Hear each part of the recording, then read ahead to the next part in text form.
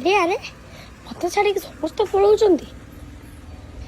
Mummy daddy କୁଆଡେ ମତେ ଛାଡ଼ିକି ସମସ୍ତେ ପଳଉଛ?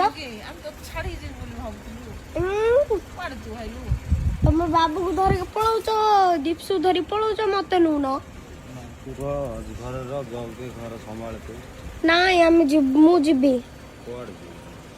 ଆରେ ଡାଡି ମତେ ଯିବି ନା ଆଉ। ମମି ମମି ଆମେ କୁଆଡେ ଯିବା ମମି?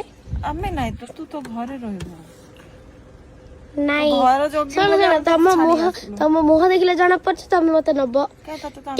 କେବେ ମତେ ଛାଡିକି ତମେ ଯାଇନ। କେବେ ଯାଇନୁ କିନ୍ତୁ ଆଜି ଯାଇଥାନ୍ତୁ ଯେ ତୁ କୁଆଡେ ପଳାଇଲୁ ଖୋଜି ଖୋଜି ପଳାଇଲେ ଛାଡିକି ପଳାଇଲ। ଗାଡିରେ ବସ ସମସ୍ତେ ଆଉ ବସ ଯିବା। ହଁ ହଁ କୁଆଡେ ଯିବା ଜାଣିଛୁ ତ?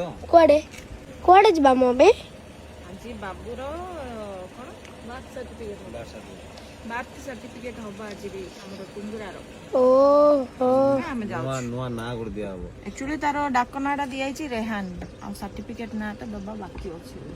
ସେଇଟା ପାଇଁ ଏବେ ଏଠି ଶୋଇଛି ନା ଅନଉଛି। ସାଙ୍ଗମାନେ ମମି ଡାଡି କେତେ ଚାଲାକି ଦେଖନ୍ତୁ, ମତେ ଛାଡିକି ପଳେଇ ଆସିଥିଲେ।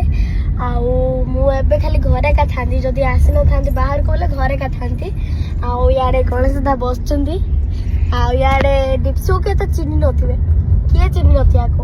ଆଉ ଡାଡି ଇଆଡେ ଡ୍ରାଇଭିଂ କରୁଛନ୍ତି। ଡାଡି ଲଣ୍ଡା ମୁଣ୍ଡିଆ ଡ୍ରାଇଭର ଗାଡିକୁ ଟିକେ ଠିଆ କର। ଏକ ଯିବୁ ତୁ ଏକ ଯିବୁ ଠିଆ କରିବି ଏକ ଯିବୁ କି? ମୁଁ ଲଣ୍ଡା ହେଇଛି ବୋଲି ଗାଡିକୁ ଠିଆ କର ବୋଲି କି କହିଲି। ଗାଡି ଠିଆ କରିବି, ମୁଁ ତ ଲଣ୍ଡା ମୁଣ୍ଡିଆ ବୋଲି କହିଲି ନା।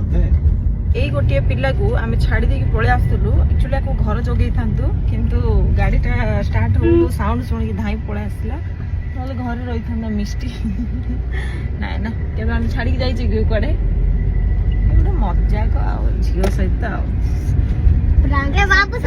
ଏଇ ସିଟ୍ ଟା ତତେ କିଏ ଦେଲା? ଏଇ ମଝିରେ ବସିବା ସିଟ୍। ଏଇଟା କି ଅଟୋ? ଏଇଟା ଆମର କାର, ଏଇଟା ଅଟୋ ନାହିଁ। ଅଟୋରେ ବସିଥାଉଛନ୍ତି ଦି ସାଇଡ୍, ସେ ସେମିତି ବସୁଛି ଆଉ।